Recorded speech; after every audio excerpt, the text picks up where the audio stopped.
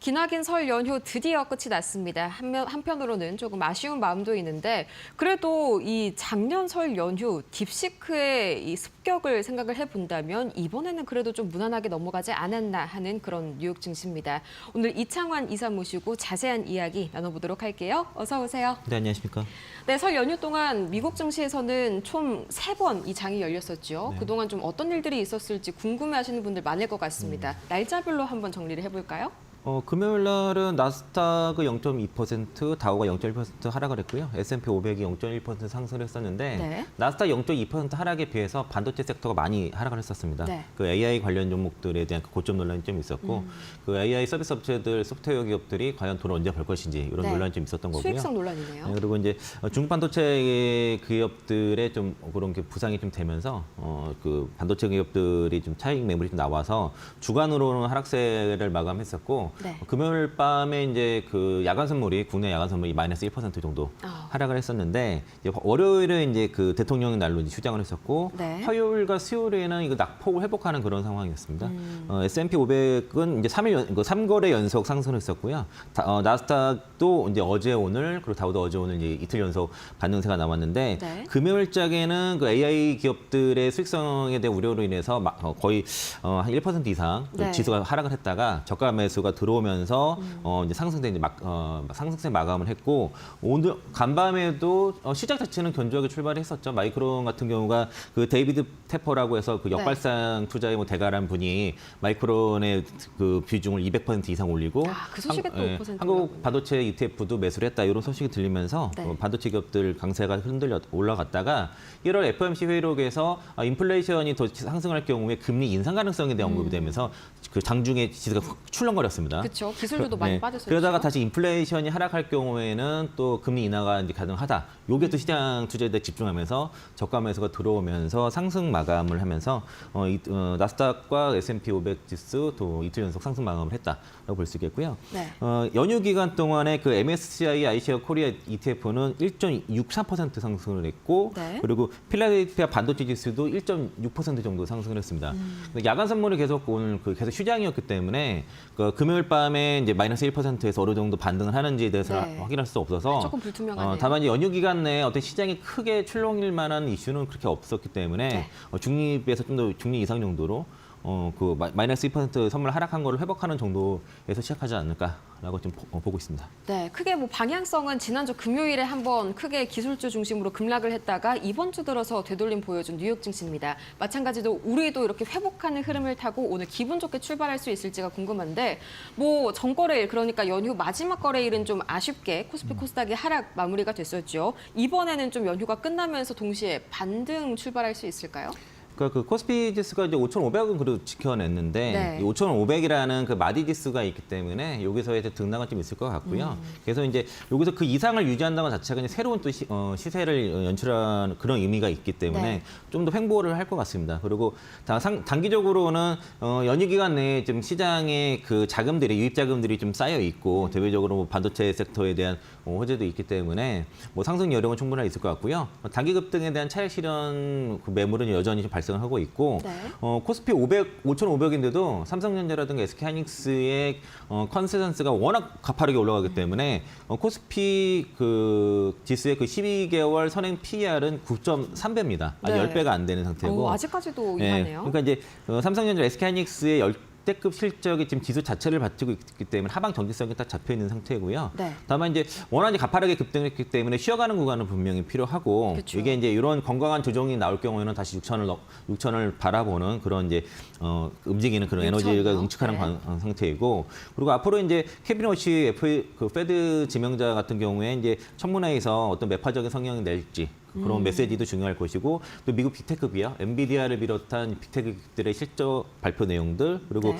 우리나라 같은 경우는 이 밸류 프로그램이 어떻게 진행이 되는지가 좀 중요할 것 같아요. 네. 뭐 그 자사주 소각이라든가 그리고 그 정부에서 추진하고 있는 밸류업 3차 밸류업 관련해서도 어떤 발표가 있을지 중요한 거고 환율도 1,400원대는 계속 유지할 텐데 이 안에서 외국인 수급들 어떻게 들어올지 봐야 될 것 같고요. 네. 그러니까 현대 장세가 펀드메탈이 코스피 중심으로 보면은 펀드멘탈이 받쳐주면서 올라가는 강세장이기 때문에 이게 이제 그 설 연휴 이후에 만약에 좀 어느 정도 조정 나온다 했을 때는 그게 오히려 매수 기회이지 않을까. 이게 이제 네. 5,500이라는 새로운 이 지수에 대한 좀 부담감 때문에 차익 욕구가 분명히 있을 거거든요. 그렇죠. 그래서 이런 것 때문에 변동성이 뭐 하락 변동성이 있을 때는 그럴 때는 좀 매수 기회이지 않을까라고 판단하고 있습니다. 실적이 뒷받침해주는 유동성 장세, 뭐 이보다 더할 나위 없는 소식이 없을 것 같습니다. 사실상 하방이 막혀 있는 코스피다라고 말씀을 해주셨고요. 이제 다만 걱정이 되는 부분은 SK하이닉스는 이제 전일에 1% 가까이 좀 하락이 나왔었는데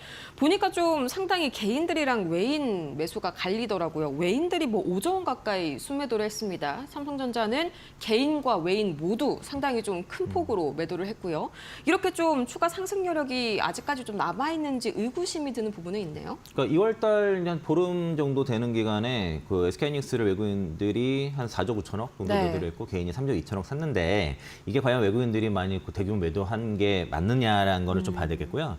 그러니까 이게 이제 어떤 그 섹터에 대한 부정률 전망보다도 수익이 많이 났으니까 일부 차익 실현하면서 sek터 간의 순환매 또는 이제 그런 차익 실현 성격이 강하다 볼 수 네. 있겠고 외국인 지분이 현재 그 51.6%거든요. SK하이닉스 그 삼성전자 같은 경우는 그쵸. 그러니까 52.6에서 51.6으로 약간 한 1% 정도 지분이 떨어진 거고 반면에 그 주가는 더 1.8배 올랐어요. 그러니까 네. 자산은 더 많이 올랐다는 거죠. 그러니까 자산 자체는 그러니까 차익을 했어도 갖고 있는 지분에 대한 가치는 더 많이 올라갔다. 네. 판 거보다 더 많이 올라갔다는 거고 그리고 글로벌 펀드들이 한국 비중을 유지하면서 삼성전자, SK하이닉스에서 생긴 차익을 그러니까 수익을 좀 일부 실현하면서 앞서 보여줬던 금융주라든가 이런 저피해배주 아니면 이제 뭐 최근에 두산 에너빌리티 많이 사고 있는데 그런 원전주라든가 다른 이제 성장주로서 일부 좀 포트 리밸런싱하는 과정에서 나타나는 약간 그런 키높이 구간에 있네요. 현상이라고 볼 네. 수 있겠고요. 그리고 이제 애플 같은 경우에 뭐 중국 반도체 기업들에 대해서 공급을 좀 추진한다는 이런 소식이라든가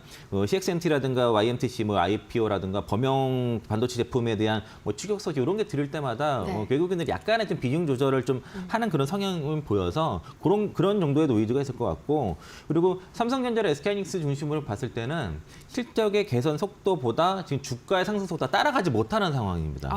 그러니까 실적이 주가를 앞지른다는 네, 말씀이에요. 올해 삼성전자 연결 순이익 컨센서스가 131조에서 140조 정도 수준이고 네. 주가 18만 원대인데 퍼 10배 수준이고요. SK하이닉스도 지금 80만 원대 주가가 퍼 적게는 지금 5배, 많게는 네. 9배 정도 수준인데 모건 스탠리에스 같은 경우도 올해 영업이익을 삼성전자 242조에 하이닉스 179조까지도 보는 상황이라서 네. 뭐 현재까지 최대치이긴 하지만 그러니까 이제 그 컨센서스 그 실적의 그 상승 속도보다 주가의 그 상승 기울기가 아직은 더 따라가지 못하는 상황이라는 거죠. 퍼가 그럼 어느 정도까지 좀 중장기적으로 올라와야 그러니까 되나요? 아직은 그 삼성전자, SK하이닉스에 대해서 퍼로 밸류를 잘 못 주고 있습니다. 그렇죠. 아직까지도 이제 아직까지는. 그 사이클, 그 시클리컬 산업으로 분류를 해서 PBR 기준으로 밸류에이션을 네. 하기 때문에 그래서 TSMC라든가 마이크론은 다 20배 이상 받는데 삼성전자랑 SK하이닉스는 아직도 그 퍼 밸류를 제대로 받고 있지 못한 상황이라서 네. 그런 이제 밸류에이션이 리레이팅 되는 구간 어느 정도 그 마이크론과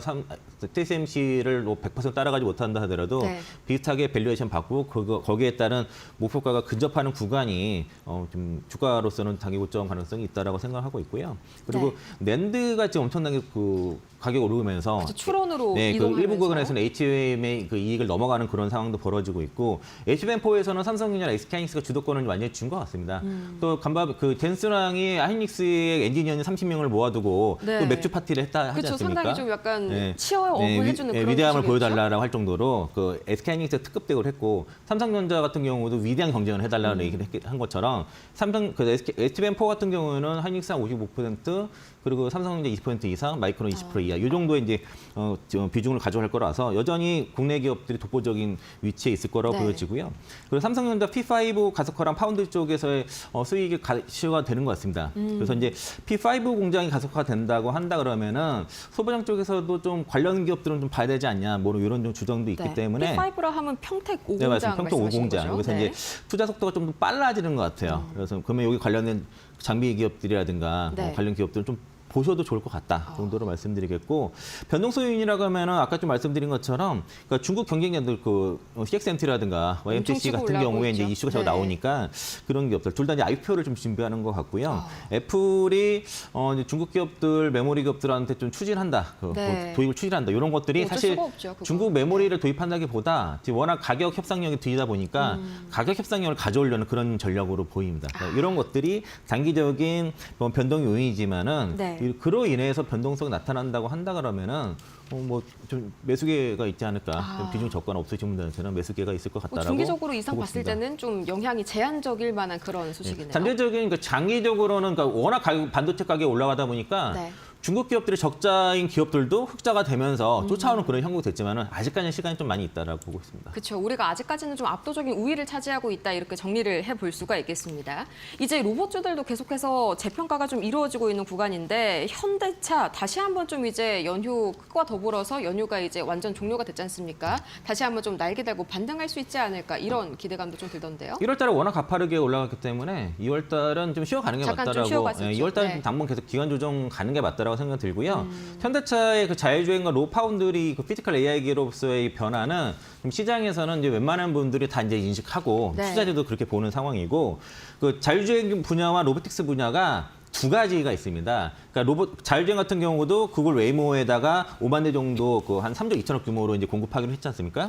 그거랑 뭐 그 우버라든가 그 에브라이드 이런 쪽에 공급을 하는데 이거 다 파운드래요. 자율주행 파운드리고 올해 이제 연말에 라스베가스에서 그 모셔널을 통해서 직접 서비스도 하는 형태라서 그러니까 자율주행도 직접 서비스를 하면서 파운드리 사업을 하고 로봇 같은 경우도 28년도에 아틀라스 3만 대 양산 체제를 구축하는 직접 서비스를 하면서 또 다른 그 산업에도 공급하는 파운드리 사업을 같이 한다는 거죠. 또 설계를 갖고 오면은 로봇을 같이 제작해주는 이런 형태의 파운드리를 같이 하고 있고 엔비디아라든가 이제 구글과 협력을 통해서 지금 이 기술 협력과 그리고 이제 현대 메타플랜트 공장 같은 경우에는 결과적으로는 그 생산 기지, 그 AI 그 피지컬 AI의 그 핵심적인 글로벌 생산 기지 거점 역할을 하기 때문에 그래서 이제는 뭐 테슬라랑 비교를 대놓고 하는 상황이고 삼성증권에서 이제 나온 리포트의 내용에 보면은 현대차와 테슬라가 밸류에이션 직접 비교하고 있습니다. 그래서 한마디로 제가 내용들은 많은데.